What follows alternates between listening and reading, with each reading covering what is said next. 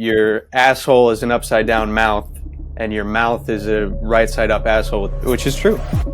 I've done over 5,000 coffee enemas. Let me just see what the fuck happens if I only consume my urine. It's the first time something went into my mouth that I felt connected to. We have to ultimately choose between God and mammon. Churches are dead as shit. We're asking for permission when we've already been given dominion. It's not about fighting. It's about remembrance. Drink your pee. That's all I gotta say. Drink piss, praise God. Peace. This is a line from Aesop Rock. He's a rapper. He's dope. But he's got a line that goes, swimming in the chasm between what we publish and practice. But you reminded me of it when you were talking just before, where it's like we're all on this balance of being men and women and being flawed. And people that have platforms, people like us who speak into microphones, and we're fortunate enough to have people listen to us. There are times where we're struggling with that chasm between what we publish, between what we're saying publicly and telling people to do, and what we're practicing in our own lives. And we're in this chasm. We're swimming between those two, between what we publish and what we practice. And it's sometimes it gets hard, man. It's hard. It's hard in this realm right now.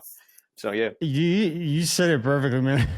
I feel like it's like trying to stay in the fine line of betterment, right? Like trying to always become the best version of ourselves.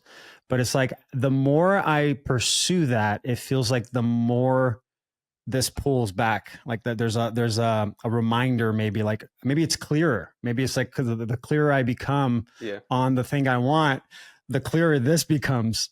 And then it's like a reminder. It's like the familiar, the comfortable. Yeah, that's true, man. It's like there's a sensitivity to it. Like it mirrors like when we talk about cleansing and enemas and all that kind of stuff. Once you clear out quite a bit and then you go back, say you eat something you used to eat or were in the habit of eating, and you have a much more visceral reaction to it. You know, your body responds quicker. There's less things to numb it out. And so there's like almost like a quicker karmic kind of bounce back in the reality, because this applies to food, but it also applies to whatever sin or habits or whatever we're dealing with. You know what I mean? Like once we know better, like you're saying, and then we do it again, then we're going to see right away, we're going to get the hand slap and go, I thought we were fucking done with that, yo. You just said you were done with that. Now we're not done with it no more. And then you got to eat that quicker, you know? In the beginning of my journey, at least, once I started to, become aware of the little things, the habits, it was more of like a tickle. Yeah. We're numb to it. It becomes normal. Yeah. And then as you move through it, you're like, oh, I'm going to try this thing again. I haven't done it in so long. It's like, what are you doing? Yeah. I thought we were done with that. Are we not done with that? And I feel like for me, at least, it takes me like 6-7 times to get smacked in the face. Oh man, I've been smacked in the face 10,000 times. Are you kidding me? So Mike Cardamone, how are you, my friend? I know we've done a few interviews. I just love having conversations with you. I was just there in Austin in November and we talked for hours. There was one night I think I came back from doing all the stuff and I think we literally spoke for like 5 hours. Yeah. But how are you, man? I know you're living in Austin. Like, catch me up. We're doing good, man. Too blessed to be stressed. You know what I'm saying? I've done interviews with him before. So if you guys are listening to this and you want to know a lot more about his story, check out the previous episodes that we've done. There's a lot there. But, I think I feel like I'm in a different headspace now and just a different part of my life. I've been really reprioritizing the importance of what I want, like the thing that I want in my life, building a family rather than giving, not necessarily that I'm going to stop giving, but I felt like I turned into a martyr this last year, just like giving to the point where it was self-destructive. And recently I'm like, I need to realign. I need to get back into my priorities and building a family, having kids, and going back to church. I mean, that's been a huge, huge thing for me. Joining a men's group and going on a weekly basis and praying. My goodness, I forgot the power of prayer, but I just want to know, like, your journey has been very interesting to me, very, very interesting to me. And for those of you that don't know, now you will know. Mark Cardamone is one that is willing to do things that most are not. And I want to say maybe it's an experimental part of you that wants to try things out and you know, figure out how it works within yourself. But if you could just share a little bit about like what it is that you've done that is that brought you to this point of like awareness, of clarity, of, you know, just getting more grounded in yourself. Because like I'm just trying to figure out for myself what's the best, like now that I have this nice clear vision of what I want, what's the best practices that I could do to start aligning and start really like embodying that. That's a big question, Doug. Before I forget, I want to mention, because you were talking about giving and receiving and the balance of that. This is something I heard Cal Washington, who's a mutual friend of ours, talk about, that giving and receiving they're the same thing. You know what I mean? So we need to do both. There are times where we can kind of not think about them as separate things. You know, there are times to receive and inhale after you've been giving and exhaling for a while, and it's important to find a balance in that and kind of understand that when we're loving each other as our neighbor, as ourselves, right, and understand that this whole thing is circulating, and you know this, right, in terms of the money and all this kind of stuff that you talk about on this platform, the things have to circulate and balance, and we got to move them around, and it can't just be one or the other, because then if you're only receiving, then you're a parasite, you know. So yeah, I wanted to mention that. What was your question? It was a deep question. Well, just like if you could just like give us a little bit of rundown of what your practices are that help you get clarity, get alignment, keep you in the path of like the thing that you want. Yeah. Well, you just mentioned prayer, so you know, let's mention that again, because that's something I mean, it's been some years now, but fairly new to me, this idea of praying. You know, I didn't grow up praying or anything like that. And even, you know, the power they have because they are, and then, you know, we can also look at it, I'm sure your audience can relate to it in this way. They're legal things we're speaking into the courts of existence here. So when we're praying and we're, you know, making petitions and making claims and making, you know, demands respectfully, people get like, you know, when we ask for things in prayer, right? Like a demand is an ask are synonymous in that way. So when people say, or I've seen people get offended mentioning things like making demands in prayer that are in alignment with God's will and for the betterment of the whole realm here, right? Because you don't want to it's not your will. That's another thing to kind of mention. But yeah, the importance of prayer is because they are legal demands and claims that have, and when we speak our jurisdiction into the existence here, things start to move around, and that's why prayers work. And so prayer life that's grounded and centered and aligned with the Most High is of utmost. And I know I heard the words you said there, all the legal words, the lawful words. I'm going to circle back to that because I've had some deep conversations recently about the Bible and using it not just as a means to create a relationship with God, with Jesus, but as like a guidebook on how to navigate this reality and be in this reality, how to become in this reality. But we'll circle back to that. Keep going on your practices. Yeah, and to that point, my brother Isaac says that the Bible is a prayer manual, and then especially if you bring in the context we were just talking about, then it's a manual to do a lot of stuff in this realm. And I don't mean to do selfishly, right? Because we're always trying to align. But yeah, anyway, so yeah, more practices, prayer, get in the Bible, get in the Word for sure. And I have all sorts of odd health practices, as you know, namely the urine therapy. So yeah, we can get into that too if you'd like. But that. Yeah, but it is a practice in my life for sure, a daily practice. Okay, so I do want to go into that, and that's actually why I asked that question. I figured. I was trying to be sneaky. We got there. We got there. So I've been doing urine enemas for the last 2 years now. And I've done coffee enemas for the last 8 years. And I actually did the math.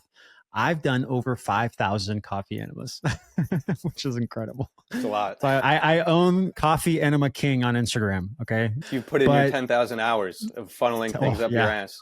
Oh yeah. But I realize, I think with everything, anything can be destructive if you abuse it. And I kind of started to see that with coffee enemas. It started to become a habit, more of like I'm pursuing more of the release rather than like, oh, it's increasing the glutathione production and doing all these things for my liver. So I realized I got to a point that it was more about the habit and I wasn't replenishing my body. Like I started to feel dehydrated, started to feel like everything was getting like leached out of me. And then I started to learn about urotherapy. I mean, I actually started learning about it maybe 4 or 5 years ago. And it was only a couple years ago that I really started to, okay, I'm going to try this. And goodness gracious, talk about hydration. Like it really changed, like TMI, but my poops were smelling weird and different. And I started to see different things coming out. I wouldn't feel as like dry in my skin, when I started doing it like that. But I never got to the point of actually drinking it. That was always very difficult for me. So what has been your journey? Like how did you do it? How did you just push through that? Well, I drank it before I did anything else. So I went the other way Mm. in many ways. In multiple ways, I went the other end of the tube, as you. One big tube, right? It is just one big tube. This is what did you say in that interview? This is just, or that's a butthole with teeth, or what was it? Yeah, It was your asshole is an upside down mouth, and your mouth is a right side up asshole with teeth. Yeah, yeah, which is true. it is true. It's anatomically, literally true. But yeah, anyway, I started drinking it right away. I actually tried. This is another great example of, I don't know, maybe I've been set up with whatever inclinations and infrastructure to really just do wild things. But I started trying to just fast on it right away. The first time I drank it, I started just looping it, and because initially this was like almost 6 years ago now, which is crazy. But it was right when COVID was popping off, and I was still kind of thinking in the mindset of like, oh man, like we need to prep some food, you know what I mean? Like get a big fucking vat of like powdered fake turkey or whatever that shit is, you know what I mean? Like the meal prepping type shit, which, has its merits. But so I was thinking like that. And then I was learning about urine therapy. A friend of mine named Lee just mentioned it to me in kind of passing. But it was just the idea that you could sustain yourself with your own waters was very intriguing to me. And so I was like, let me just stop eating right away and see what the fuck happens if I only consume my urine. I just wanted to see what would happen. What happened was I started shitting my pants like crazy. I was just really cleansing because I went from like pretty much a standard, not quite a standard American diet. I was always healthy, but regular ass diet into just doing that. So yeah, go ahead. You got a question? So no, I appreciate that. I'm just curious, how long? Okay, so what was the time frame between you hearing about it to you actually trying it? It was very short. I don't know. How did you make? Dude, okay, so I'm a guy who fucks around, man.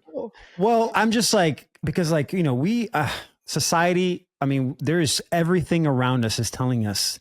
All these mainstream narratives, school, the movies, everything is saying like, no, this is a toxin. This needs to leave your body, go into the dirt, go into the trash. It's bad for you. Like, get it away. But you just like, whatever. Yeah. Well, I had gotten into the practice of testing things out, right? Like, so for example, before that, I was experimenting with things like turpentine cleanses. And it's a similar process that you have to go through mentally when you're challenging these things, because, turpentine in most people's consciousness is like paint thinner that you get at Home Depot. Like it's like a really. That's what I was going to ask. Yeah. Is it a toxin that's used for like for cleaning, or for what is it exactly? It is used in like hardware stores and shit, but I think that's either very low quality or they cut it with stuff, or it's not the same as getting 100%. Gum spirit turpentine, which is from a pine tree. It's essentially the essential oil of a pine tree, I believe, and well known throughout history as a kind of a cleanser and a solvent and a medicine for many things.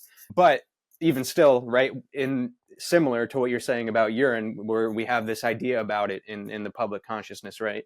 And even on the bottle, right, there's a big, exclamation point with a hazard sign that says, if you ingest this, call poison control. Like it lets you know, like there's might even be like a skull and crossbones on it, some witchcraft bullshit they put on it to make, you know what I mean? Some Probably. sigil magic they're throwing on that Yeah. motherfucker. So I take the label off. But I was in the practice, point being of there were moments, right, when you start to get on a kind of a health journey and a cleansing journey, especially if you're moving away from the pharmaceuticals and the mainstream medicine, you're going to have, you know, crossroads that you approach where, okay, you know, I have to make a decision here and see what happens. That's just how it is. So I had moments, for example, of, you know, seeing that hazard sign on the turpentine bottle that says I'm about to need poison control. They put that curse on me, and then, you know, we're getting ready to take a shot of it and saying, well, here we go. Let's see what happens.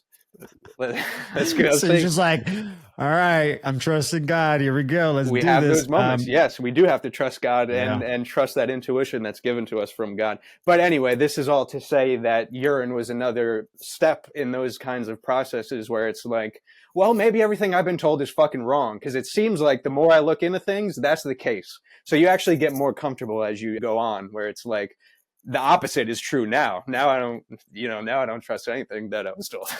But so that's interesting. I think that's the truth about just reality right now in general.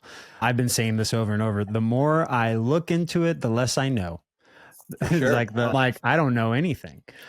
So tell me your first. So you were starting to share that. What was your first experience when you started to drink it?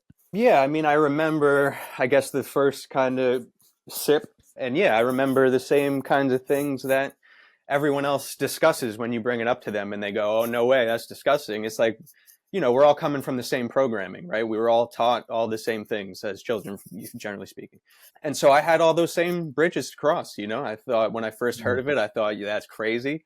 And then, you know, just looked into it more. And again, it's getting into the practice of trusting that intuition. You do over time get a better sense of, oh, there might be some truth in that. And then you feel, you know, there's a feeling to it. And so maybe I had already been a little bit attuned to that. And then that's why there was a shorter gap seemingly from hearing about it to trying it out. But yeah, I remember taking the first sip and then just thinking that it wasn't that bad. And at the time, I was, like I said, still on a more regular diet. I was always health conscious, but, you know, for all intents and purposes, eating whatever I wanted. And still, even then, it wasn't that bad. And I think that's most people's first reaction, is because they have so much built up in their head of the expectation of it, like you said, from all the programming. It's not even necessarily their fault. But then, so it's always not that bad, you know? And then you start to learn as you engage with it more, you know, it changes based on all sorts of things. It's based on, you know, primarily your diet, but also even just your thoughts and your moods and your mindset and staying out of fear and all these kinds of things. But yeah, especially with the diet, because that, you know, like I said, at that time, I was still very much on a more normal diet, let's just say. Yeah, remember like eating, like, I remember I was living in Berkeley and went to this like deli and got corned beef hash and then drank my urine after it. And it was like, oh, I'm fucking done with corned beef hash. That's some shit that ain't for me anymore. We're done with that. I get the message loud and clear about this. So you learn that what's, you know, good for your vessel or more beneficial for your vessel and that kind of thing as you engage. I feel like we have a few friends that are practicing this, and I've heard that a lot, that you start to get like a feedback of like what you are consuming. And I'll share a little bit of my experience. The first time, for all you listening, the first time I actually drank it was with Mike Cardamone in Austin. And I will never forget the feeling, bro. I will never forget the feeling. And it's the first time something went into my mouth that I felt connected to. That was just the weird, I don't even know how to explain that other than saying exactly that. Like, I've consumed a lot of food in my life, and you eat it, and it's this thing that you're like, the energy is like, oh, I'm taking this thing outside of myself and putting it in, and then it's doing some stuff, right? And it's almost like the body's trying to figure out what to do with it. Like everything I consume. I drank my urine, and the body was like, oh, hey, how are you? I know that guy. I know you. I know that guy well. Yeah, I know that. Better than you know him right now. So I honestly felt like I had a very expansive experience in that moment. And I did it for the next 2 days until I left and came back home. So I want to ask this next question about that. Well, first, I want to say that just the phrasing of you tried your urine for the first time with me sounds wild. So I'd like to put on record we did not do any sort of odd ritual of any kind. No. Um, yeah, just so that's on public record. We did not participate in any kind of odd urine related rituals together. Yes, and this is not medical This is advice. self discovery. Yes, this was me on my own journey. I just had to be. I just so happened to be near Mike. That's all. Yeah. Um. So my next question, once I did that, I was like, I actually got really excited about it. Like I was like, oh, wow, this is weird. This is like I've never felt this in my body. But not everybody agrees. Not everybody's willing. And I have a significant other in my life, my fiance Ashley. And when I came home and shared it with her, it was not taken in as well as I had hoped. So I know a little bit about your story. What was your experience with a significant other and doing this practice?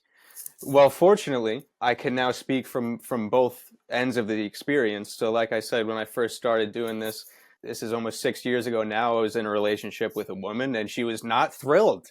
She was not thrilled, Otto, about about this. Yeah, and I mean, 6 years ago, that's before like a lot of this stuff started to really pop up, so I can imagine. yeah, she was not thrilled, to say the least. I mean, I say fortunately now, but at the time, unfortunately for her, I guess, I decided to not only double down, but triple, quadruple, 10x. I 10x'd into the practice and You didn't stop. leveraged it. Yeah. So I just kept doing it. And so it increased, it became more of an issue. So it is a warning for people because, yeah, like Otto said, not everyone wants to engage. And it's a deep, as also Otto was getting at, just in terms of the feeling and what's happening when you open up that communication with consciousness water, right? That's been designed by you, for you. And we don't even know the spiritual, real kind of depth of we're just starting to figure it out of what channels, what communications and what we're opening when we're engaging with this. And so a lot changes, you change or you become more yourself, maybe. So maybe relationships and habits and all sorts of things in your life that were aligned with you when you were a previous version are fall out of alignment as you change your resonance, right? And so that's just something. It's for the best, but it's something just to mention to people that this is more than when you start physically cleansing or whatever reason you decide to engage in the practice initially. It's holistic in every sense of the word.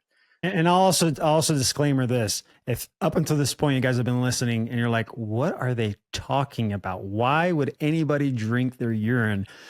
There is a lot of science behind this. There's a lot of history behind this. It's one of those things that you have to be willing to push through and let go of I hate to say it, the indoctrination, the manipulation of information, and pursue that information yourself and try to connect your own dots. And there's a ton of podcasts out there. Alec had a ton of people. Alex Zach, if you guys don't know him from The Way Forward, ton of good episodes on this topic. So make sure you guys check that out and then come back and listen to this again. And then it'll probably align a little bit easier. Yeah, for sure. And so, yeah, just to bring it back to this, well, and then as you go on that journey, right, you start to, things that are more in alignment with you start to come. And there's a process of letting go and hurting and cleansing and detoxing and all that kind of stuff. And then better things come into alignment, right? Whether that's friendships, like our friendship. And now at this point, 6 years later, I'm in a relationship where it's not an issue. Not only is it not an issue, it is a thing that's mutually practiced and explored and discussed. And yeah, it's beautiful. So yeah. Just to share a little bit of my experience with my fiance, Ashley and I, we got engaged in the beginning of this year, and we've been on this journey of, creating alignment, both spiritually, physically, emotionally. It does. I feel like it does make a bit of a shift in people, or at least in us, when you get engaged, right? When it becomes serious like that, when you're like, I'm gonna marry this individual. And we have a couple that's been helping us at church, and we do prayer meetings with them. It's a couple and us, so it's 4 of us. And it was a moment that she was sharing something, and she mentioned like, "Oh, he came back from Austin, and he's drinking his piss," and blah, blah, and then she just like threw it out there, just threw that information out there to these 2 individuals that like, they really boxed you in there. It's like with more normal people, you just throw that on their plate. They're not on your side, bro. They're not with you. They're not with you on this argument, I suspect. That's my assumption. Please tell me how it went. I don't know, because it was like, it was said and it was like as if it wasn't said. So I was like, oh man, I feel like this topic is going to come back up in conversation at one point. But, I just realized that like, it is an individual journey. Like it's not about really necessarily sharing and telling people like, oh, I'm doing this thing. I think that's what it was, this like child in me that wanted to share and feel validated by my choices. And this is a very big one. Not everybody's going to, listen to it or be open to it. Yeah. And it's so it's ironic that I'm about to use this word. It's so inflammatory to other people, even though it gets rid of inflammation in reality. But it's very inflammatory for most people. And so, I don't know, even for me, man, like what you're saying, like in terms of sharing it, like I honestly don't talk about it that much. Like in my daily life, I'm not going around like, and it's only because people want to ask me about it so much in interviews and stuff that I end up talking about it. Cause like, and we have this in common, which is one of the reasons that we can talk for hours on end together. We're interested in so many things. We're both making videos about whatever, about law, about the Bible, about viruses, about all of these different things. And they're all related at some level, but I'm not going around. That's not the people like, I think when people realize you do it or they hear about it or whatever, it's such a mind-blowing thing for them that they think it's like the only thing you do. Like it's like you're literally like you're right. Worshiping it, and it's like this whole thing, and it's a fetish, and like 1,000 other like assumptions of like you're just the guy. Like I'm like the piss guy, you know what I mean? Like people just can't get it past that it's just a normal thing. Like it should just be normal for everyone. It should not even be a thing that we're like making a big fucking stink about it. It's just a thing. It's just a thing you should be doing in this reality. Yeah. I mean, that's funny you say it that way, because comparatively, you could point to people that are drinking Starbucks every single day. Yeah. And it's like, yo, you're doing a ritual every single day. And it's with it's with this liquid that is poison, at least in my eyes, but it's normalized. Like everybody's doing it. So it's okay to talk about it and do it in public. And it's like, oh, that's interesting. Yeah. Yep. Yeah, man, this stuff I love talking about it, but yeah, I don't want to talk just about this stuff. Well, I didn't bring that up to tell you to get off the subject, just for clarification, but it's important that it was just a point. But yeah, we could talk about whatever. Yeah. Well, yeah. So I want to circle back to you mentioned it a little bit on the Bible. I think that what's happening now, especially now, it's this like super high importance to recreate identity, or like at least to become aware of how you relate to anything and how we're relating to these systems, how we're relating to, I like to call it the energy of exchange, not necessarily money. So I had a really long conversation with a friend of mine about the Bible, and I love the way he put it. He's like, the Bible is God's last will and testament. It's the thing that he left for us to help us. Excuse me. It's a thing that he left for us to 2 things: to how to perceive this reality, like how to see it, and then how to be, right? Jesus' words, like what he spoke, is like how to become in this reality. And one thing that he said that was really interesting, because like now I'm starting to talk a lot about trusts and creating trusts in the private sector instead of structuring in the public sector. And he says something really interesting. He's like, I think the reason why most people have a difficulty with creating these trusts, like with actually making a trust that's irrevocable, that's pure, that is like one that will actually be a legacy trust, is because of selfishness. And I'm like, oh, what do you mean by that? And he's like, well, when I'm creating trust for people, I'm telling them like, you have to, your property, everything you own has to be owned by the trust. And it's like, oh no, but I still control it, right? And it's like, no, you don't. You can use it. And it's like, what do you mean? Yeah, you can use it, but it's not yours anymore. Yeah. And it's like this mind blow. And like that, they can't, it's like a difficult to comprehend that. And he said that, it's like we have to recreate that trust with each other. It's not just about like, how do I relate to all this stuff? But it's like, can I trust somebody else to do this for me, to do this process so that I can create legacy in myself. So I know you've been kind of diving into this private sector, public sector stuff. What have you, I want to speak on experience. What have you pursued so far, like in the private side? Well, I have a private trust set up, and maybe we should even rephrase that with I to your point. But there has been a trust that's been established in the private that's irrevocable. And yeah, even to your points there, it's like coming to the understanding that we don't own anything anyway. You know what I mean? This has all been given to us, to your point of what's been given to us by God.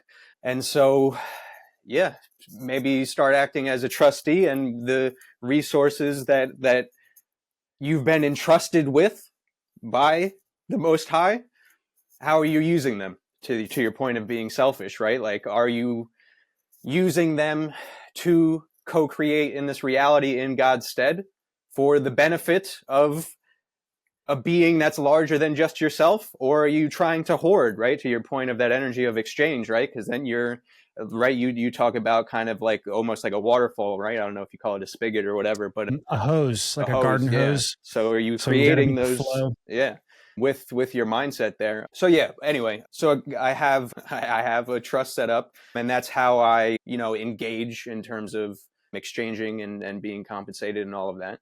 But and then that also to the point of actually living it. It's about the idea of all the things we're talking about, right? So that trust, is a ministry, and it's called, the name of the trust is the Ministry of Different Programming. And so the idea of it is that this thing, my life, right, the gifts I've been given, I am dedicating them to ministering through these gifts of creating different types of media, writing, making videos, all this kinds of stuff, collaborating on different creative projects. And so that's the lens of how I act and live in the world, right? That's how I'm ministering. So that's everything flows through that is kind of the point I'm getting at. And that's private. It's private. So that has set up, actually, it's right here, actually, the binder of the trust binder here. So yeah, that's what I've done, to answer your question. I learned from my friend that I was talking to. He said back in the day, you would go to the pastor of the town, and he would be the trustee. The pastor would be the church, or the church would be the trustee of your property, and that would be the person that would delegate, the property as time moved forward. So there's a lot of biblical reference to creating trusts, and I feel like the more I clean up myself and align with God and align with this relationship, this vertical relationship, the clearer the darkness becomes. Like the clearer that the satanic practices around me become. Have you noticed things more? Like I'll share my experience. I'm now like firmly telling people that, hey, if you're inside the monetary system and you're using the banking system and you're using, and you're doing the what you should do in business, like those are satanic practices. Like if like really successful people that are in their careers in the public space and they're like, multimillionaires, like, oh, that's, they're the master Satanists, they don't know it. I'm not saying that like it's a conscious thing, but the practice to me is like so inverted to what God intended for us to do in this reality. So yeah, I don't know if you have any experience like that of things you've seen. Absolutely. I mean, like, even, right, we're talking about the Bible, we have to ultimately choose between God and mammon, right? And mammon being this kind of, maybe it's beyond a principality at this point, this massive stronghold in this realm that is really running everything, It's in the fallen realm. It's because we think about all the quote unquote problems of the world, or the things that are seemingly unnatural, or are quote unquote evil, or are causing harm, let's say, in a legal sense. It's all because of the money and our misunderstanding of what real energy is and real currency is, which you teach so well. That's really the big thing that's that we got to address here if we're going to anchor in heaven and earth. I agree, man. I agree wholeheartedly. And it's like, And I think what happens is, I see this a lot with day traders. Day traders will focus on the logic. They'll look at the technical, they'll look at the charts, they'll look at all the math. And then right before they execute on the trade, they're like, I hope I'm right. Yeah. you know? And it's like it's as if, I hear that a lot with traders. They're like, no, you can't be emotional, bro. You gotta cut that emotion out. You gotta cut that emotion out. And it's like, oh, you're cutting yourself off at the neck. You're disconnecting yourself from spirit. And I've been mentioning this, that it's not necessarily that capitalism is bad. It's this type of capitalism. It's based on wartime, based on war tactics. And I truly believe that there is a better way to do it. There's a more of like a peacetime capitalism to do things. But this normalized path that everybody's doing, it's like creating so much destruction in their bodies. Why? Because they're getting cut off from their spirit. They're not creating that spiritual relationship to whatever it is, for those of you listening, like, we're not trying to push the Christianity on you or anything like that. I'm just saying, creating a relationship with, a higher power, something that is bigger outside of yourself, that you can align with, something that you can pray to. It's like, I call it the I don't know. It's when you fall into the I don't know, that's when the doors open, when the pathways inside of you open, and then you start to receive information. But if you're always trying to stay in control and fix the behavior, then you're limited. Like, we are limited in our capacity to create or to act in this reality if you don't have that spiritual connection. Yeah, for sure. And you reminded me just to the point of you're talking about the day traders and just this idea of separating, from soul and from spirit. Think of all the things, like when you think about like the quintessential day trader, right? Like Wolf of Wall Street type shit, where think of all the debauchery and the sin and all the other things that come into play when we separate from spirit in order to think like the way you're talking about, right? And engage in the game of mammon and really live that lifestyle. Think of all the other things that are swimming around, right? All the Wolf of Wall Street type of shit, doing lines on the desk, crushing up fucking pills, snorting them, drinking, the lust, all this stuff, all the sins are connected. You know what I mean? Like they attract each other once you open up one door. So that's really interesting to consider. No, I love that, because it's what I believe is, if you practice parasitic behavior, you cannot create your own energy. Right? It's like you're communicating to the body, hey, I'm always going to be pulling in from outside of myself. So you're good. Just like calm down, and then what happens? You get tired quickly. You're going to need external substances and things to be able to keep the energy moving forward. Yeah. Whereas if you're on the creative side, right, you're the creator, and it's you're tapping into your own value, your own self-worth, and creating from that source. Well, you are you create energy. You can pull energy into your body that's not that from the source, right? From the infinite source, rather than from someone else, like a parasite. Yeah. Does that make sense? Yeah, it definitely makes sense, man. And urotherapy aligns with that. For sure. For sure. You don't have to like extract from anywhere else. It's like right back in, and it's like a, spiritual connection. Yeah. And if you really want to get crazy, obviously, if people are going to ask for a scientific journal reference for this, I don't have one, but I have reason to believe that engaging in that practice and in your own energy and in closer to source energy sets up spiritual protections and shields from these kinds of things that we're talking about. And then combining that with prayer and other understandings, then we're really fucking rolling, really rolling. Oh, yeah. So I know you are involved with a few projects. For those of you that don't know, Mike is also a comedian. Very good, like hilarious. Like, obviously you guys are listening to him. He's a hilarious dude. Not, it's like you are very conscious about your comedy. I feel like it just flows out of you, but you're clever, man. You're quick and clever, and I love it.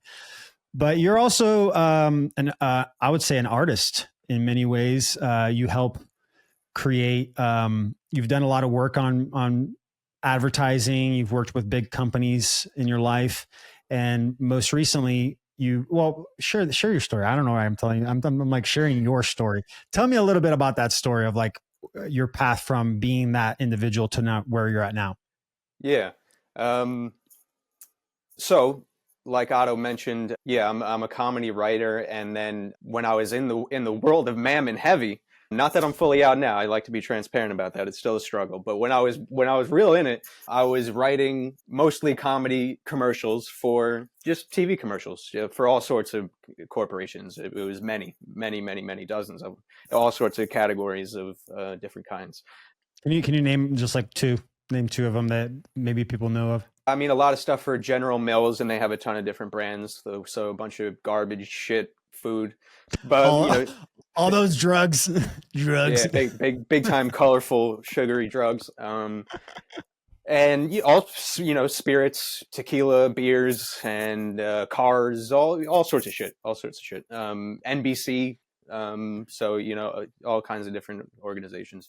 So yeah, I was doing that, and then to our point of the earlier conversation of as you start engaging with your spirit, with your health, with all of these kinds of subjects and truths, things fall out of resonance. So my job was one of those things that fell out of resonance. So now having the skills to be able to write scripts and run productions and make videos and direct and all that kind of stuff, yeah, I have moved into the private, away from the public, and in the private work on some projects that are more aligned with God's will and making the earth a better place, kind of taking some of the tricks from that world and bringing them over here and putting energy into projects that we can get behind. And one of the projects that I know of that I'm also involved in some ways is Cal Washington's In Power movement, right? And they're now shifting to creating a crypto project. But I want to talk a little bit about something that happened in the beginning of this year, and I feel like is starting to shift a lot of things that are happening in reality. Govinda, right? Govinda is part of that. He's part of Empower, or he's like helping out with that. And he had an episode come out with Alec about 2 or 3 months ago that talked about what he did in the beginning of this year. And man, am I seeing, I mean, they say correlation is not causation. Like, how can you connect those dots? And I shared about that podcast on Instagram, had a ton of people come in my comments and go like, yeah, Otto, like, yeah, for sure. It was definitely Govinda, not all the other 1,000 people that have tried to this point. And it's like, well, we're in a different time. Like things have changed a lot just in the last 4 years. And you add AI into the mix of what that has the potential of doing and pursuing data wise online. I do think that the documentations and the things that we submit are having an impact, especially if they're done correctly. But is there any, I don't know. I haven't been part of Empower for the last like month or so, or a couple months. Has there been any updates on anything internally happening that in the pursuit of that for Evan project with Govinda and all that? I think they are. I mean, all of this is related, but they are separate things. For sure, in terms of Empower and Evan and what Govinda filed, because that's very personal to him. It was about his son, them creating a birth certificate without any collateral, unauthorized. So yeah, so that's very personal to him. But because all the birth certificates are ultimately connected in this one purse of mammon, where everything. Fraud vitiates everything, right? So once one thing has become frauded out, now we're going to have to address that it's connected to all the other things. So in that way, to your point, it's a hugely significant thing as far as I can tell what he's carried out. And yeah, definitely go hear him on Alex's podcast for more context if people don't know what we're talking about right now. But to your point of any updates, he has a Substack. I don't know I think it's called the Ministry of Health, I believe. But maybe if people just search, he's got a wild name. I love it. His name's Govinda Tidball, which is a hilarious name, just structurally and phonetically is an amazing name. So yeah, that should be easy to search. But yeah, it's very interesting to see all these different projects and how they all connect and how both are true. To your point of people trying to poke holes in Govinda's process, it's both. It's that he's moved something significant, and everyone else is playing their role, and the system now is I think we're on the other end. It seems something, to your point, seems to have shifted, and I think we're seeing the death throes or whatever of a system that's going to be bugging out. But that's not necessarily a bad sign. In fact, I would say maybe it's a good sign, and if we can stick together and talk about solutions and remain out of fear and panic, we can let the body twitch over there, and we go do our own thing over here in the private. Do you think so? One of the things, one of the claims he made on that interview was about AI. And he's like, yeah, AI right now is taking everything into account. So I believe this for a while. I don't think the government has been driven by physical men and women for a long time. I actually believe it's been AI, and the introduction of AI into society means to me that they've been using AI for 50 years. And that's just truly what I believe. So do you think that that's like that, because now that awareness is out, like, do you think that that's what's been happening, that we've been driven forward by this entity, this AI entity? And if we perform, this is what I believe, if we perform properly and do the necessary reporting and submissions into those systems that are accessible by the AI, that we will, through the performance, start to make those shifts in reality?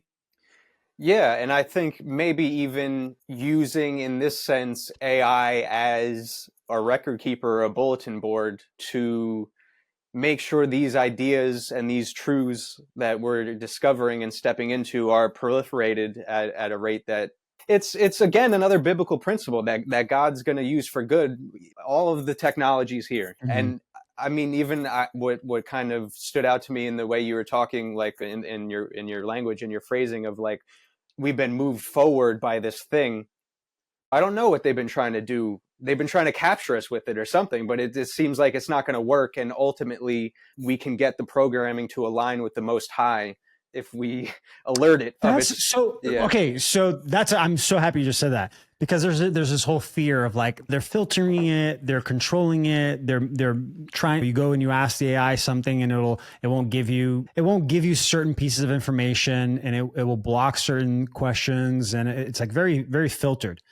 But if what you're saying, and I agree, is true, is like, well, we are the creators. We're the physical, living, breathing men and women of this reality. We are the ones that this plane of existence was given to, not these dead entities, not this AI. So yes, that could be happening. There could be this filtering, all this manipulation happening. But if we stand in our square, if we stand in our power, recreate that relationship, make that alignment, do you think it's possible? Like, do you think that it's in us to indirectly start to make these changes just through that relationship? Yeah, I think it has to be, right? Just based on resonance. And yeah. Man, it's a great conversation, because like I'm looking at 2026 right now, and like leading up to 2026, there's just been a ton of things changing that have never happened before. I'll give you a few examples. The IRS. Did you know that the IRS has had 8 commissioners since the beginning, or since April, at which the one right now, he has like 7 different hats right now. He's also I think the Secretary of the Treasury, I believe. They furloughed almost 50% of the workforce for the IRS too, which, by the way, was the internal workforce, the ones that were actually processing the internal work. So they kept the half that can receive, that can actually take in new documentation. There was a few years ago that Biden had suggested to hire, I think it was something like 80,000 new workers. First of all, none of those were hired.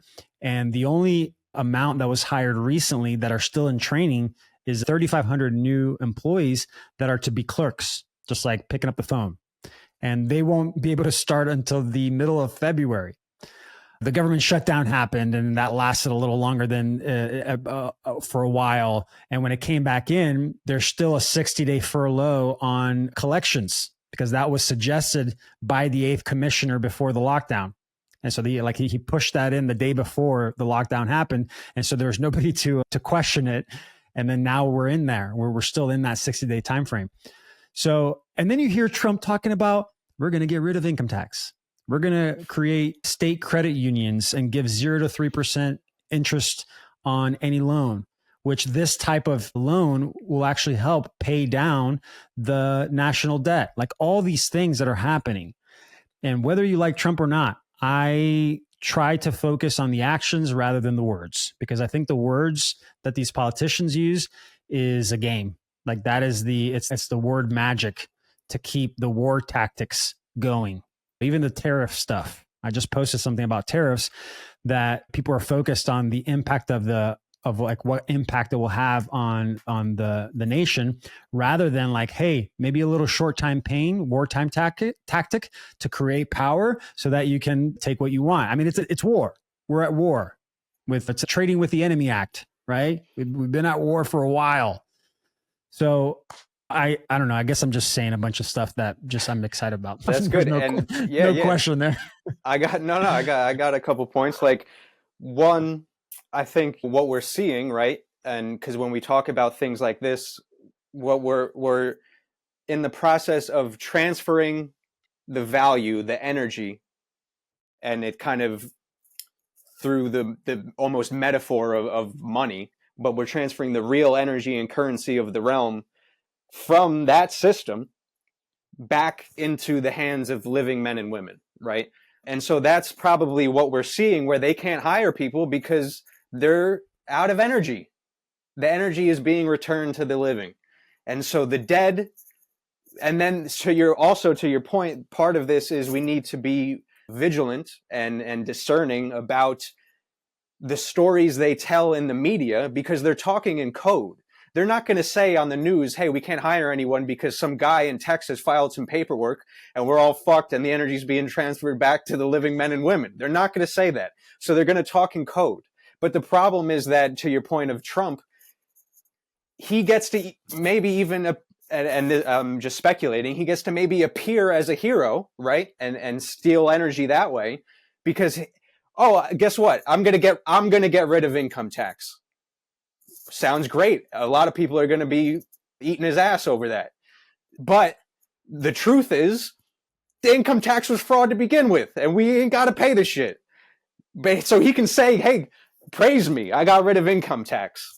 But that's a dupe. So we got to be careful of the dupes, and we got to engage with this stuff. And this is even to the point that we brought up earlier, which is experimenting and trying and taking risks, or maybe better phrase, taking leaps of faith yourself, because we need to get as close to the truth as we can for ourselves. We need to get, I don't believe anything inside this screen anymore. You know what I mean?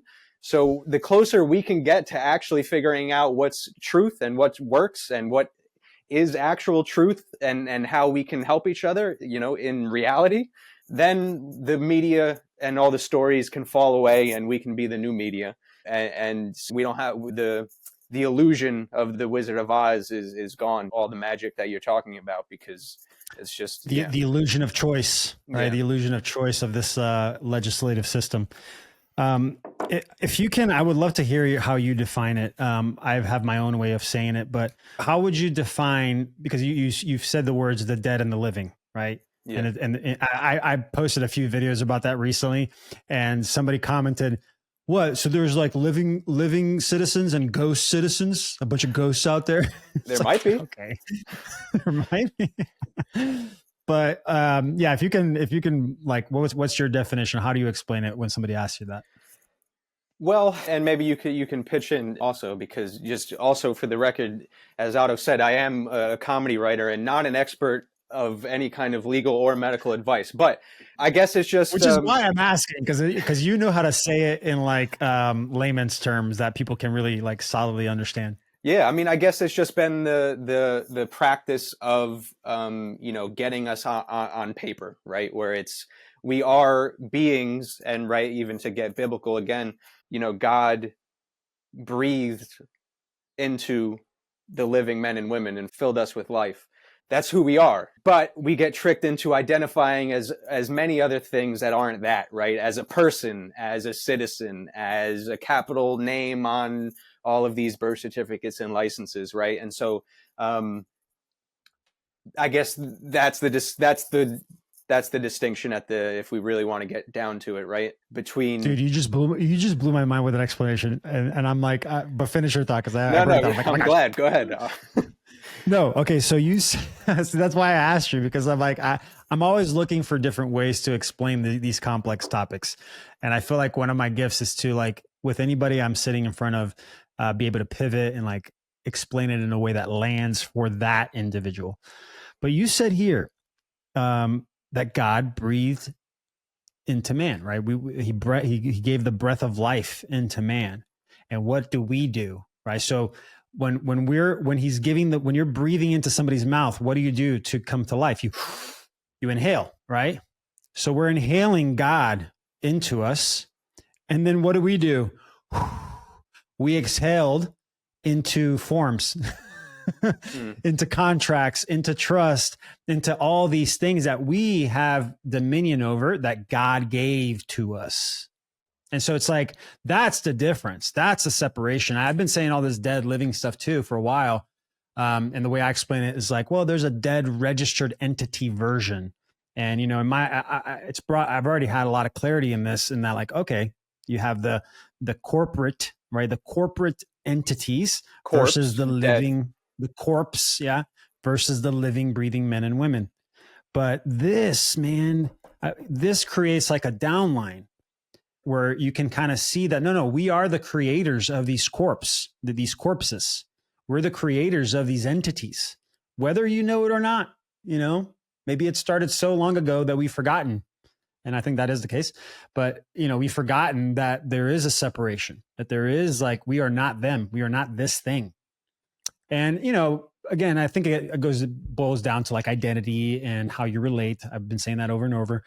And to the simplest point, I mean, you can start up on the top, like, what is your career? Or like what college you graduated from, what your title is, what your career is, what if you have a license, or how much money you have, like all these external things that most will fall to the identity of, rather than using it as a tool to flow the value from this. You start to go to that thing for the value, for the connection, for the intimacy. But it's like, bro, you created that. We made that. Why are you giving that more value than you? God gave you the breath. That Yeah, blew my mind, bro. yeah. That's good. And we're here, seemingly as in God's stead as co-creators, given the gift of creativity. And so, like you're saying, when we exhale and things happen in this realm, what are you breathing into? Are you what are you the breaths you were given? What are you going to give? What are you going to give the breath to? What are you going to breathe into existence? Um, so yeah, these are important questions, and also to your point, like again, thinking about the Bible legally, we were given dominion here. The living men and women were given dominion here, and I got a video about this coming out soon. Um, what's dominion then? Legally, it's perfect and complete ownership. So we have ownership, and in the Bible it says over all the earth. So we have ownership over all the earth, and then we're out here forfeiting our position, identifying with bullshit labels, bullshit, and trying to hit the streets fighting for rights that which are granted. We're asking for permission when we've already been given dominion. So what are you going to identify with to our point of being living or dead? Because it seems like if you want to identify with being living, you have a pretty strong claim to move shit around in here and make people get the fuck out of your way if they're not aligned with what needs to happen in And according with God's will. Go on. yeah, and I understand that it is easier said than done. I get For that. sure. Yeah, and to a certain This extent, is not. I'm talking big game right now. And like we said when we first got on here, sometimes it's a struggle to to walk this shit you're talking. But that's a struggle we all go through. So yeah, I'm I'm glad far from perfect. Just so it's on record, I'm far from perfect. I'm just trying to That's get people funny. hyped up out here. I'm glad you reminded me of that because, like, yeah, man, I often find myself like, I talk a big game. Yeah, me too. Okay, I try to speak from experience if I can most of the time, and I will do it that way. If I don't have experience, then I'll say something like, "Oh, I heard it here," or "I like this individual told me," and I'll just say what they said as a quote. But I love that you said that like there really is this battle of even for me, like I've created a trust. I've done a few practices here and there, got stopped by a cop twice. Actually, got my 2 tickets right here. But you know where I got these tickets? This was when I was coming back from the trust seminar in San Diego. That was a test. And You think yeah. you know all about the private now. Get pulled over. So no, this happened back to back on the way back home. Okay, so I got the first one, and I was deathly afraid. I was like, okay, here you go, sir. But I did sign like a special endorsement. I wrote on there without recourse, without prejudice, by auto, and then I wrote by the entity for, and then the name in all caps. So I did it that way. The second one, I signed it. I did the same format, but I tried to do something a little different. I tried to do the maxim of asking questions. When you're asking questions, you're acting as king. And that worked for a bit until I ran out of questions. And then I'm like, I don't know what else to do anymore. And then I was told to, okay, then that's when you give them notice and you give them your fee schedule, right? So I gave my fee schedule, $750,000 for the infraction, $1,000 a minute. I would love to enter into this transaction with you, but first, can you sign this? Can you fill out this 24-page or 24 question page and sign at the bottom so that we can continue the conversation? He took it, he looked at it, he gave it back, and then he just wrote the ticket. So, and I think it was like he felt my energy, like yeah, like this guy's like trembling, like he's not here. Like he's just like, I knew that he felt that I was just regurgitating, but I did it the same way. I signed it the same way, the special endorsement. They didn't show up online. I looked for months afterwards. This was in February of this year, or no, January of this year, January 9th. And they didn't show up online. Gone. So I'm like, oh, cool. The special endorsement was enough. Because I'm sure when it got there, because this is, in my opinion, what this is an offer, right? This is just like, hey, let's go into contract. Here you go. And if you blank endorse it, just sign it, then that becomes a security, becomes an instrument, and then they can sell it, and then they can create the charge. I made sure that I directed the energy. I said, no, without recourse, without prejudice, I created a separation, and I think that when it got there, they couldn't do anything with it. I think it was just ripped up and thrown out. So, yeah, I don't know why I was saying that. I forgot why I was saying all that. Yeah, no, I think it was just practicing certain steps, right? And acknowledging that we're all learning all this stuff together, right? So it's to that point of like, I don't have not even close to all this shit figured out. I still have a driver's license, right? But I took experimentation when I went and tried to get it and messed around a little bit. I signed it all rights reserved. I put under duress. I put an ellipses on it, which I think legally means I have a lot more to say, but there's not enough. You're not giving me the opportunity to say it. So we're all trying things out and seeing what happens and sharing the truth, ideally, right? And, steering clear. And a lot of it, to your point, too, of what's the resonance and the mindset and the attitude you're carrying with it, right? Try to the point of making comedy, try to have some fun, because it'll keep you out of trouble energetically. If we stay out of fear, because again, like all of these kinds of things are also contracts, right? Like I think spiritually, right? Like if we're talking about even this spirits of fear, all of these things afflict us by contract, by consent, technically. So we have these moments where we can choose, right? If in that moment, are you going to let fear consume you? Like if that feeling of fear enters into your field, are you gonna give and consent and enter into that resonance of the fear, or resist the devil and he will flee? Can you hold your field? Can you emanate? And then then you're That's in the a thing. different I space. usually tell people, and you mentioned this, it's like people are out there protesting. Like, what are you doing? I'm of the belief that when you're approached or approaching these agents, these officers, it's not a fight. You're not here to push back, to protest, to, if anything, I compare this is my joke. I compare it to BDSM, bondage, like that stuff. What happens there? Well, you sign a little agreement and then they start smacking you around. You're like, no, please, no, don't hit me, don't hit me. And they're like, yeah, you want more of that until you say the safe word, until you do the thing that you're supposed to perform on to be able to stop.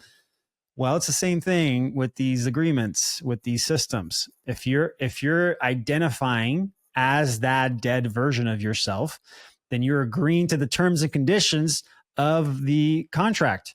And protesting is a part of it. It's like BDSM. It's reaffirming that they have the power. Because if you're protesting against something that you already naturally have, then you're lost in the identity. Why does the thumb keep going? So it's not about a protest. It's not about fighting when you approach these agents. It's about remembrance. That's what I say.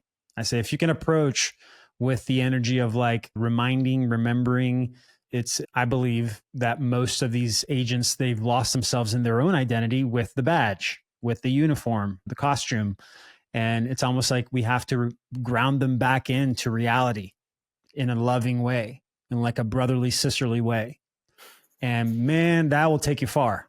That will take you really, just that alone will take you far. And then you add the maxims on there, the law of inquiry, a compelling performance through that, through the questioning, like all these different layers that require no negative energy. It requires no weapon. It requires no pushback. And it compels performance. But I think that's the part of it. And the more we can clean up our bodies, the more we can create alignment, the more we can connect the spirit, the easier that becomes. And that's what I feel like most people have fallen into that trap. Like I said earlier, most have not created that spiritual practice. They've cut themselves off at the neck, whether they know it or not, and just going through the logic. And if you're just stuck in the logic, it's the reptilian brain, you can call it. It's more reactionary. It's like survival. I got to make sure I'm surviving. And we're surrounded by so much indoctrination and poison and drugs that it's hard to create that alignment and easy to stay on the reactionary. What would you say? Yeah, for sure, man. I mean, even to that point, right? If we have these vessels, these bodies, and they're the temples of the Most High God, we're in here rubbing shit on the walls of the temple all over it, man. We're really defiling these things for the most part. And that has a resonance and an effect. All these things are related to your point of all these health things, all these law things. As you clean up internally, externally, things seem to clean up in terms of the realm and that kind of thing. Yeah. And I struggle. Go ahead. Oh, go ahead. Sorry. No, you go. Well, I was going to say one of the reasons I left church, okay, because I grew up Pentecostal Christian. I came to the U.S. when I was 7 years old. I came from a Catholic background, actually. In Brazil, my family was mostly Catholic. And then when we came to the U.S., my mom wanted to go to a Christian church. And like for whatever reason, she chose a church and we started going. And from 7 years old until I was 22, I was in a Pentecostal church. 10 years of that, I worked in the children's ministry. I loved it. Grew up in that. But I realized as an adult that I was just performing the actions. I was doing what everybody else was doing, like mimicking and chameleoning and mirroring, and not having any intention behind it, no clarity on why I was doing it. I was just doing it. And the politics of church drove me away. It was just like the pressure of politics inside the church. And what I mean by that is like I was surrounded by individuals that would preach and do all these things on stage and be a certain way and then go live another life. Go drink, go party, go be promiscuous, like all these things. And I'm like, this doesn't feel good to me. This is not good. And so when I was 25, 26, after I got divorced, I was married for 6 years, got divorced. I was like, I need to figure out what's real. Like, what is real? And I completely left all of that. And I read tons of religious books. Like I read the Book of Satan. I read it all, man, just try to figure out like what is real. I did the plant medicines. I did the the routines, I don't want to call it rituals anymore because I get what that means now, but the different things that I wanted to try out for myself to see like what is real.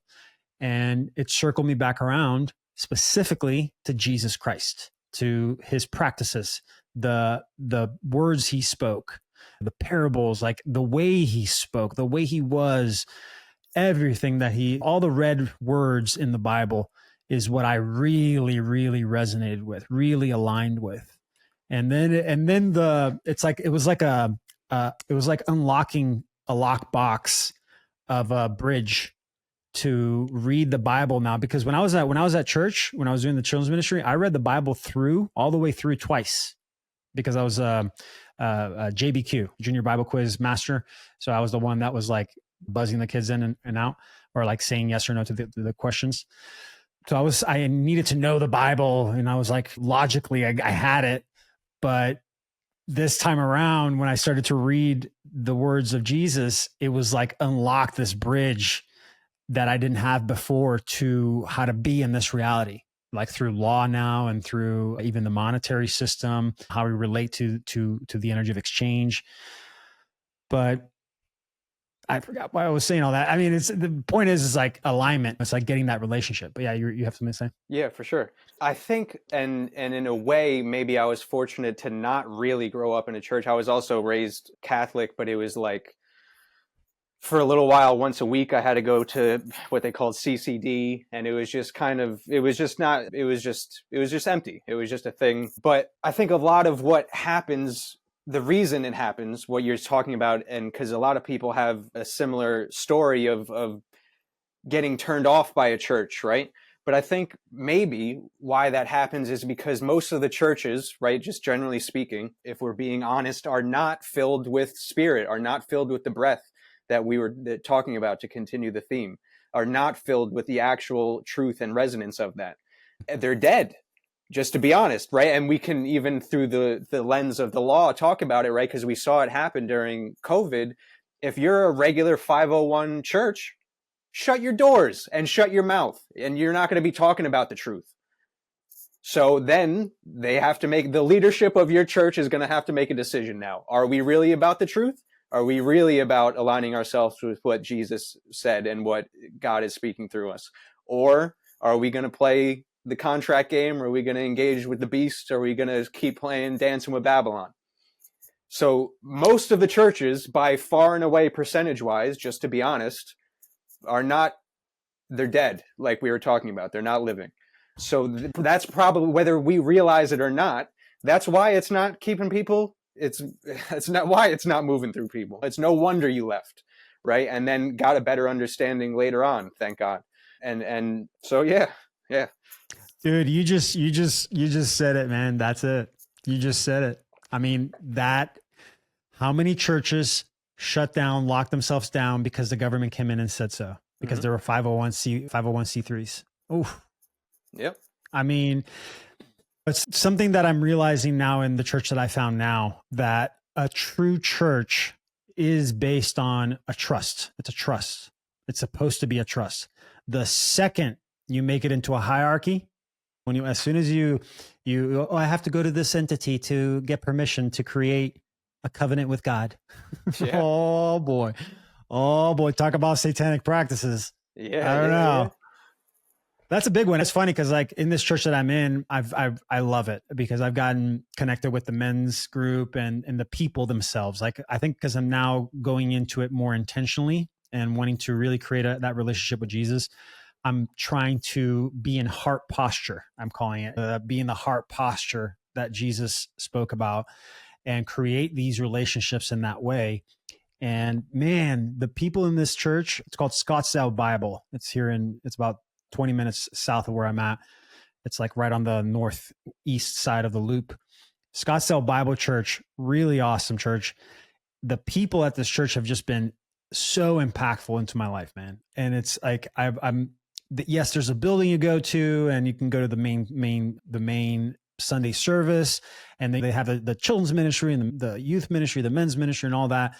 But I think now, maybe it's because I'm more intentional, but the relationships I've created it's like the vulnerability, the integrity, the willingness to share, like that has been more powerful for me in my relationship with Ashley, in my relationship with my family, than going to therapy. Like I've done 5 years of therapy, talk therapy and EMDR therapy, that rapid eye movement therapy, right? That it's like works on your emotions and then the memories come. So I've done a ton of that. And don't get me wrong, I had layers. I needed to go through a lot of that to be able to get to where I'm at. And I'm grateful for that. But the amount of impact that I've had in these small relationships that I've created at church, the speed at which it hasn't had an impact was much faster.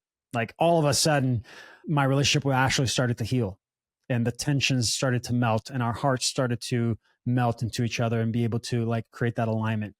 And I want to say it's also because of the practice of prayer, like prayer in the morning, prayer at night, and doing it together. Mm-hmm. Yeah, for sure, man. Oh, yeah. The churches are dead. Oh my gosh. I love that you said the churches are dead. Churches are dead as shit, man. Churches are dead as shit. But just to add on to that point, yeah, my girl and I now pray together, and it's massive, and I feel similarly to you in terms of the therapy, in that it ultimately, in the grand scheme of things, served a purpose and got me to where I was going. But if people are trapped in that, it's not of the fruits of the Holy Spirit, I don't think, right? Especially if we're talking about pharmakia and pharmaceuticals and all this stuff. But even I think therapy in general. Have you checked out this dude Jerry Marzinski? No. Oh Jerry man, Marzinski? Jerry Marzinski. I'm going to be paraphrasing big time, so my fault, Jerry, if I get any of this wrong. Not that he's going to, I don't know the guy, but he worked in mental hospitals especially with a lot of schizophrenics. And he started recognizing patterns between the voices they were hearing, the messages they were receiving, all that kind of stuff, right? And it occurred to him that if these things were according to what he learned in school, right, and according to the medical industry, whatever that is, like chemical imbalances in the brain and that kind of stuff, the hallucinations would at least be random or very specific to each individual or highly variable or these kinds of things. And what he found was that they were seeing the same things, hearing from the same entities, getting the same messages, and there was a lot of overlap.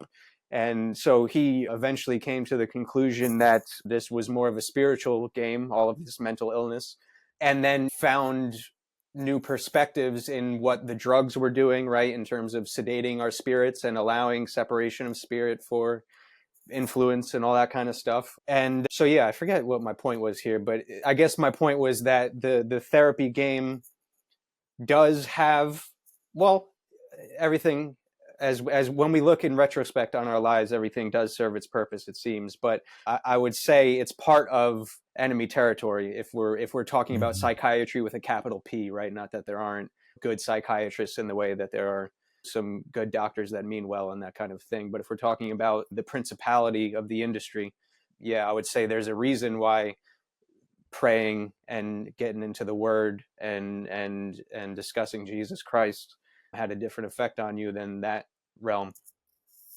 Oh, dude, I found Ashley and we've been really researching a lot of this stuff recently because of her health stuff and what she's going through. And we saw something recently that somebody posted that, and her claim was that parasites are demons and it's biblical. And I got to send this video to you, but she basically says in the Bible, what's the way to get rid of demons is to pray and fast. Yep.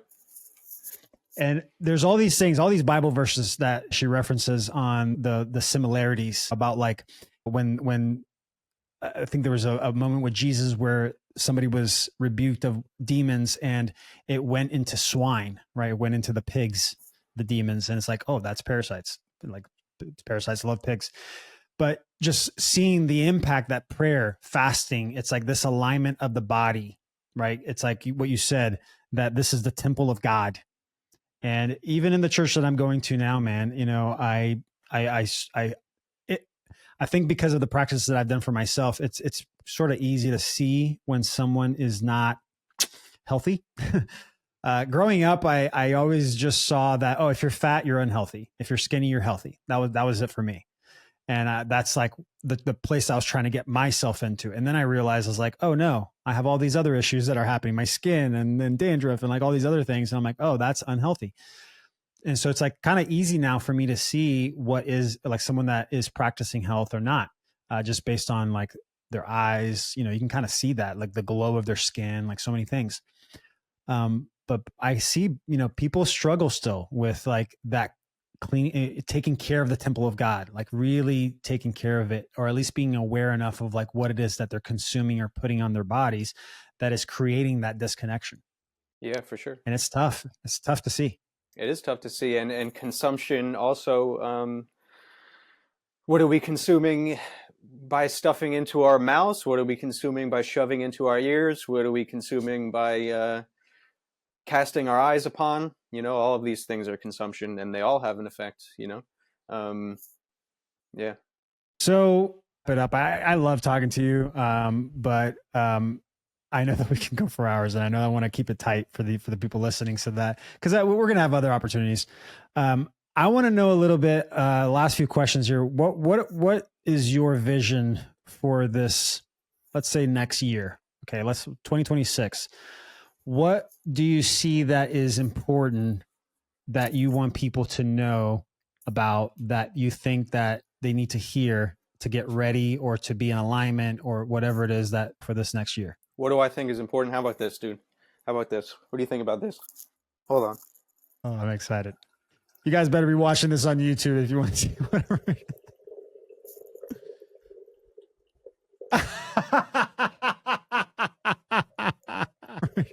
Just a little bit of juice. It's just a little bit of juice.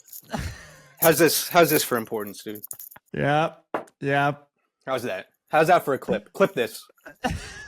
Clip that. That's what's important. That's what's important moving into the new year, Otto. Love it. I think we could just stop there, man. I appreciate that. That's You're a good welcome. place to. Thank you, brother. I appreciate you so much, man. And yeah, drink your pee.